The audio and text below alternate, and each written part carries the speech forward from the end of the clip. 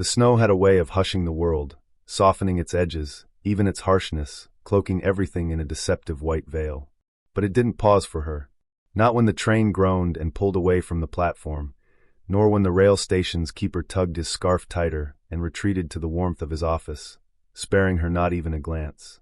Clara Hensley stood alone on the icy platform of the Willow Creek rail station, her skirt's hem crusted with frost, her hands buried under her shawl for any scrap of warmth. Her battered valise rested beside her, its leather split, its clasp warped as if it, too, yearned to break free. She'd arrived hours ago, maybe 2, maybe 4. The snow blurred time into insignificance. Flakes settled on her shoulders, each one a silent taunt from a town that had already forgotten her. She hadn't eaten since yesterday. Her last penny had gone to a ticket from St. Louis to this forgotten speck of a place, with its single dirt road and leaning chapel spire. She'd come for a man, Elias Thorne, who'd promised to meet her, to make her his wife. But he hadn't shown. Word had reached him, through whispers in the town's pews, no doubt, that she couldn't bear children. He'd discarded her like a misprinted ticket. The station keeper rapped on the frosted window. "Miss, you can't stay out here all night." Clara didn't respond. She lacked the energy to explain she had nowhere to go. No man in these hard plains wanted a woman who couldn't give him sons, not even in a land desperate for women. She shuffled to a bench, the wood biting through her thin dress, and sat. Her hands shook beneath her shawl. She pressed them deeper into her sleeves, trying to still her chattering teeth. The sky darkened from ash to coal, and the snow fell relentlessly, as if the heavens had turned away, leaving the weather to mourn alone. Beyond the rail station, the town of Willow Creek ignored her. Windows flickered with golden light behind iced glass. Laughter spilled from a tavern's swinging doors. Footsteps echoed on wooden walks. The cold wasn't just weather, it was erasure, a slow vanishing. Clara had once been a schoolteacher's daughter, full of quiet dreams. Now she was a shadow in frayed wool, clutching a valise stuffed with faded hopes and mended petticoats, stitched with the fragile wish that someone might still find her enough. A coyote howled in the distance. Then silence. And then she saw him. The wind paused. The snow seemed to hold its breath. A figure emerged from the pines beyond the station, moving with purpose, his steps deliberate, his presence vast. No horse, no sound but the soft crunch of boots in the snow. He was tall, towering really, Navajo she guessed, from the long black braid and the bronze skin wrapped in a bear-hide cloak that steamed with the warmth of his stride. No hat, his chest bare beneath the open hide. His eyes were sharp, dark, steady, not flickering like the men who weighed a woman's worth with a glance. They simply saw her. Clara didn't stir. She met his gaze, not with fear, but with a stillness she hadn't felt in months. She'd known men's looks before, greedy, cold, or indifferent, but never like this. He stopped a few feet from her bench, his silence heavy as ancient stone. He didn't stare at her frailty or her shame, only at her being. Her voice failed her. His eyes flicked to her valise, then back to her face. Without a word he reached down, his broad hand lifting the bag, not claiming it, but cradling it, as if sparing it the weight of the snow. "You're coming with me," he said. His voice was low, steady, like a river carving through rock, not loud, but unyielding, laced with a kindness so quiet it felt sacred. She should have questioned him, demanded his name, his intentions. But something in her had already decided. She rose, her joints stiff, her fingers stinging as blood returned. She followed him past the silent rail station, past the faint glow of a lantern by the telegraph pole. They moved into the trees, snow piling around their boots, the silence deepening. Only once, as they crossed a frozen stream, did she speak, more to herself than to him. "I don't even know your name." He didn't pause, but his voice carried through the snow. "Say." Nothing more. It was enough. His home was a cabin perched high in the hills, half hidden by stone and shadow. The fire inside burned steady, filling the air with the scent of cedar, leather, and roasted meat. He held the door for her. She stepped in, still shivering, struck not by the warmth but by the dignity of the place. A simple table stood in one corner, spotless. A single clay bowl sat on it, as if expecting her. A carved wooden owl rested on a shelf above the hearth. The rug was worn but clean, the blankets on a cot neatly folded, as if someone might one day be welcomed. He set her valise down gently, then stepped outside without a word. No demands, no questions. Clara stood, clutching her coat, waiting for the catch, the price. It never came. When he returned, he handed her a bowl of stew, hot, plain, good. She took it with trembling hands, nodded, and sat by the fire. He sat across from her, silent. They didn't speak again that night. She slept by the hearth, wrapped in furs he'd left her. He sat by the door, arms folded, eyes half closed but vigilant. Morning came, the snow burying the path back to Willow Creek. Clara opened the door, not to flee, but to see if the world still existed. It did, but for the first time in years, it didn't seem to judge her. She turned to find Tsay by the fire, stirring a pot. He didn't look up, but he said, "Stay if you want." And she did. The second morning brought a silence, so clear it felt like a song. Clara sat by the fire, her hands wrapped around a tin mug of bitter tea Tsay had given her without comment. He moved through the cabin with a quiet grace, needing nothing from the world, expecting less from her. He didn't ask about her past, her pain, or why she'd come to Willow Creek. His eyes held no pity, only a deep understanding, as if he'd seen her story in others before and needed no retelling. Outside, the snow fell in heavy flakes, draping the pines in white, but inside warmth bloomed, not just from the fire, but from something unspoken, something steady. Clara still didn't know why he'd chosen to help her. She had nothing to offer, no money, no family, no purpose. Yet, for the first time, she felt seen, not as a failure, but as enough. The snow fell relentlessly, blanketing the world in silence, but it couldn't erase the truth of who she was to the people of Dust Hollow. To them, a woman who couldn't bear children was no wife, no future. Yet Tsay had seen her, lifted her valise, and chosen her. It unsettled Clara as much as it anchored her. The day passed quietly. She found small ways to fill it, sweeping snow from the cabin's porch, stacking firewood, slicing carrots with the knife he'd left on the counter. Tsay didn't guide her or hover. He simply let her be, letting her reclaim herself one small act at a time. Later, she noticed a row of carvings on a shelf near his bedroll, figures crafted from cedar and oak. A raven in midsole, a woman with a tight braid, a child clutching a blanket. They were rough, unpolished, but alive with care. She traced the woman's carved shawl, feeling the wood's grain under her fingertip. "You made these?" she asked, her voice rusty from days of silence. Tsay nodded once, no flourish, just truth. "There. Beautiful," she said softly. He didn't reply, but the silence between them grew warmer, not hollow but full, like a shared breath.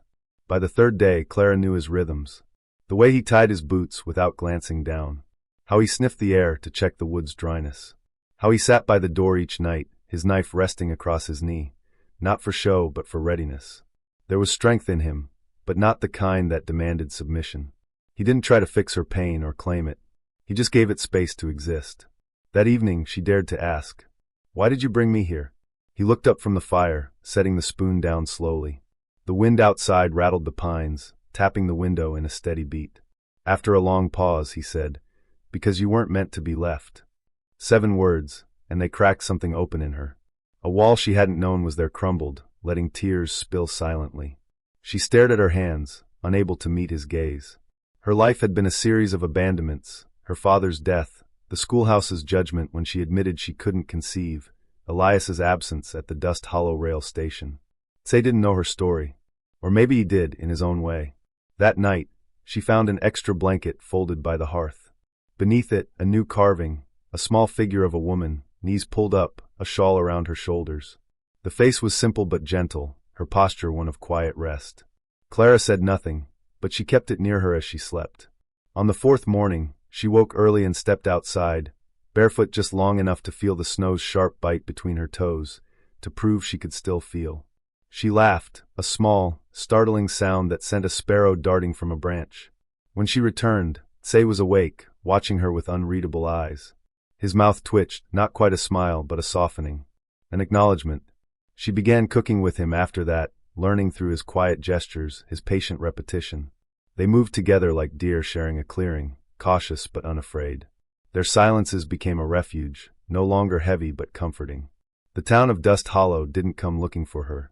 They'd erased her as easily as Elias had, the snow covering their indifference like a mistake. On the 6th day, Tsay returned with a small pouch of thread and beads. After supper, he handed it to her with a nod. "For you," he said. Clara opened it carefully, her fingers trembling. "To mend what's broken?" Tsay shook his head. "To make what you want." For the first time, she felt her life was hers again.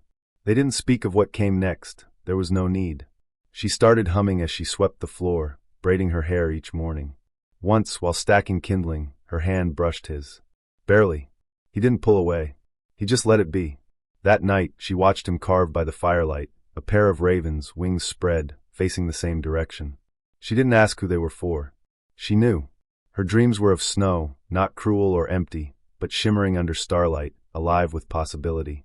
In them, Tsei stood beside her, silent, as she pressed her hands into the cold earth and drew up something green, something growing. When she woke, the storm had returned, thick flakes pounding the windows. But she wasn't afraid. The snow could fall, but it wouldn't bury her. Not here, not now. By the 7th day, Clara moved through Tsei's cabin with ease. Her hand found the door latch without hesitation. She stirred the stew without asking. She swept pine needles from the threshold and hummed, not for show, but because the sound felt like hers again. The cabin wasn't hers, but it no longer felt borrowed. That was its own kind of grace. Tsei spoke sparingly, his voice rare as a summer storm. But his actions spoke, a strip of elk hide left by her bedroll, sage oil pressed into her chapped hands, the way he stepped aside when she passed, though the room was wide enough. Respect lived in his stillness. The fire became a third presence, burning steady, listening without judgment. It didn't demand her past or shame her for staying.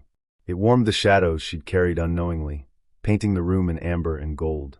Clara sat before it often, knees tucked up, watching the flames long into the night.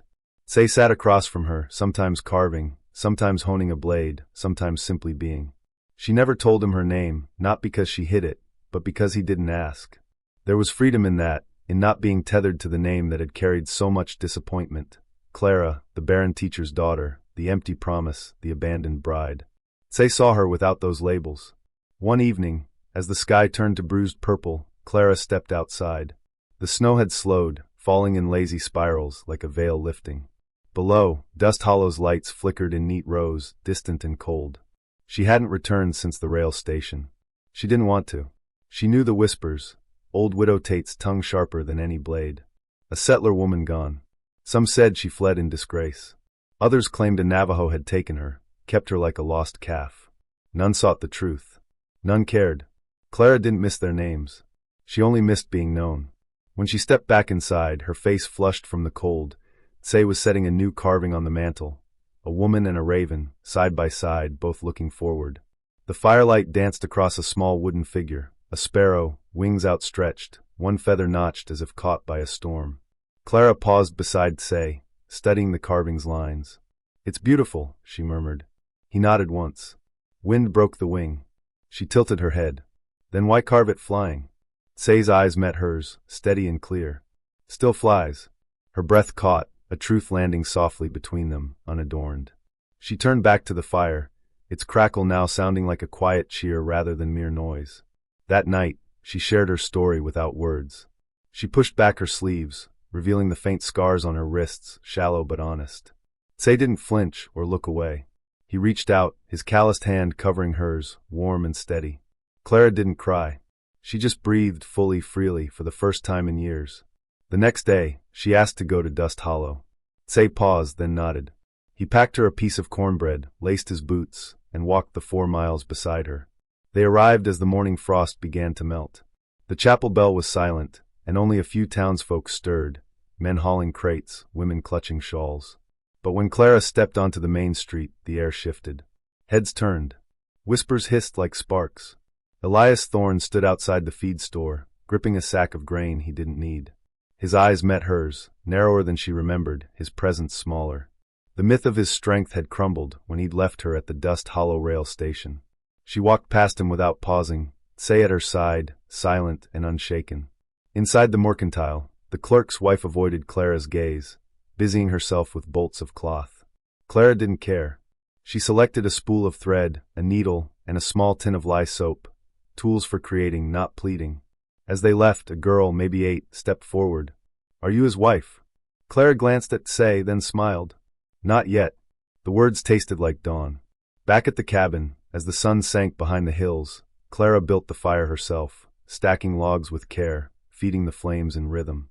Tsei sat nearby, watching, offering no corrections, only trust. As the fire grew, she spoke, not to him but to the air. "My father said a woman was God's vessel for life. He stopped when the doctor said I'd never bear children." Tsei said nothing, but the space between them softened. He placed a carving in her lap, a woman seated, holding not a child but a bundle of kindling, simple and sacred. Clara traced its edges, her fingers trembling. She hadn't told him her name, but in the firelight, his eyes reflected a knowing. He saw her, not the labels Dust Hollow had pinned to her, Clara, the barren daughter, the discarded bride. The fire wasn't just burning, it was listening, as if it had always known she'd come. Outside, snow fell again, gentle and steady, offering a fresh canvas. This time, she wouldn't let it pass.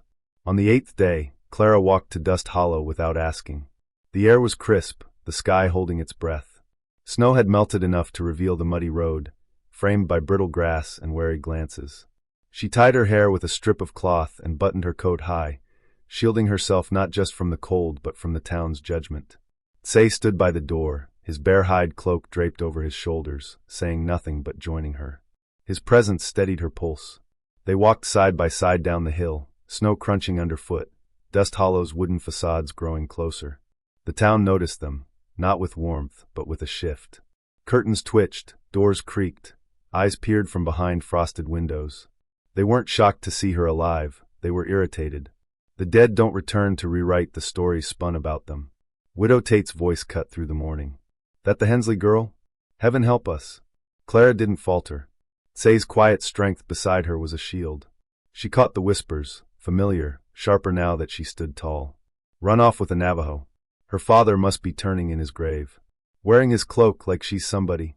Clara crossed the street, boots splashing through slush. She didn't look down. Let them stare. She knew their cruelty from before, when it hid behind smiles and lace. That had cut deeper. She stopped outside the chapel, not to enter but to hear the bells chime, once holy now hollow. Let's go in, she said softly. Tsay hesitated, then nodded, pushing the door open with one broad hand. The air inside smelled of wax and old wood. Pews were half-filled, heads turning like leaves in a gust. The preacher faltered mid-sermon, hands hovering over his Bible. Elias sat in the 4th row, fidgeting, as if sensing a reckoning. Clara walked forward, steps measured, and took a seat in the back. Tsay stood behind her, arms crossed, eyes scanning the room. Whispers followed as the sermon resumed, but Clara heard only her own heartbeat, her own defiance. She'd been a ghost in this town, but she hadn't died. Sitting where she'd once been a girl memorizing hymns, she felt the last of her shame burn away. The fire in Tsay's cabin had warmed her, but this was her own flame, kindled at last. After the final hymn, Clara rose. She didn't speak, not to the preacher, not to the townsfolk. She simply turned, walked past the rows of stony faces, and stepped into the daylight. Outside, the snow fell gently like a quiet absolution, but as they reached the mercantile steps, a voice sliced through the stillness. You got no place here. Clara turned slowly. It was Elias Thorne, standing in the slush, fists clenched. You were supposed to be my wife, he said, too loud, eyes darting to the gathering crowd. You never said you were barren. Tsay's shoulders tensed. He stepped forward. Clara stopped him with a hand on his arm, her first touch in front of others. I'm not broken, she said, voice steady, almost serene. You wanted a womb, not a woman. Not a life. Elias's face reddened. You're a disgrace. No, she said. You left me in the snow. Someone else lifted me up and didn't ask me to be anything but alive. Widow Tate gasped from the crowd. A sack of grain hit the ground. Tsay stepped beside Clara, his presence a quiet force. He said nothing, he didn't need to. Clara faced Elias, her eyes calm, almost radiant. You never asked what I wanted. He did, without words. She took Tsay's hand, not for show, but because it felt true. Then she turned to the crowd, their stiff collars, crossed arms, the judgment that had pressed on her for years. I survived your silence, she said. Now you'll live with mine. She walked away, unhurried, unafraid. Beside Tsay, her steps felt sure. She didn't speak again until they reached the edge of Dust Hollow, snow falling in thick, wet flakes. Tsay broke the silence. They hate what they can't control. Clara looked at him, her breath clouding the air. And I love what doesn't demand I be anything else. He squeezed her hand, so lightly she almost missed it.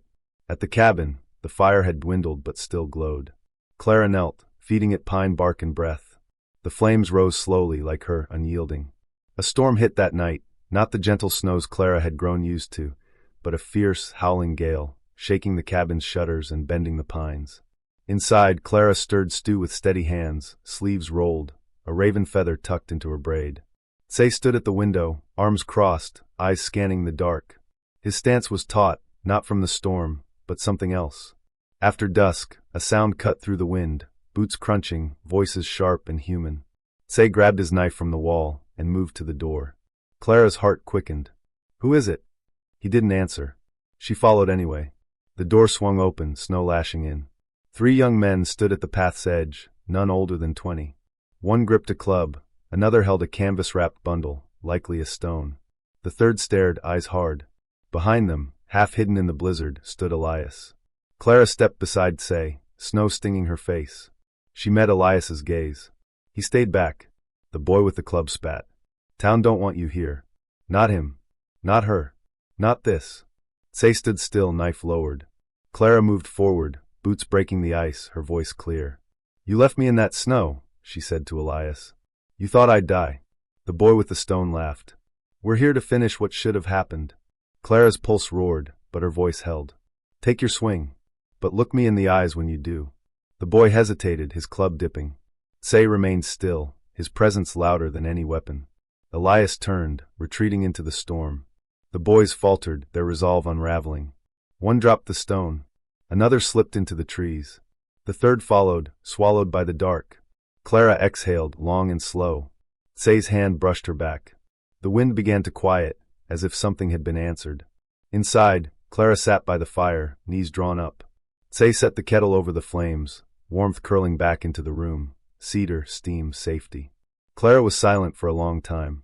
Then she spoke, claiming herself. "My name is Clara." Say looked up, unsurprised, steady. "I know." She smiled faintly. "I wanted you to hear it from me." Outside, the storm faded east. Morning brought a clear sky, blue as fresh cloth, trees heavy with snow but still. They stacked firewood deeper in the shed. Say showed her how to brace the roof for spring. They worked in quiet rhythm, trust unspoken but felt. Days later, Clara returned to Dust Hollow alone, not out of fearlessness, but because she no longer needed a shield. She carried a bundle of cloth under her arm, wildflowers woven into her braid. At the mercantile, no one spoke, but no one turned her away. She bought flour, salt, and a small jar of honey with coins she'd kept hidden in her boot. Passing Widow Tate, who stared at the sky and said nothing, Clara felt no need to fill the silence. Back at the cabin, Say carved by the fire, 2 hands, one open, one resting within it, not held, just there. Clara sat beside him, her hand settling on his knee. No words, just touch. Below, Dust Hollow lay small and quiet. The storm had passed, and in its wake, something new had taken root. Not just love, but something stronger, earned through fire. The fire didn't ask her name. It burned steady, warmed them, held their silence like a prayer. And that was enough.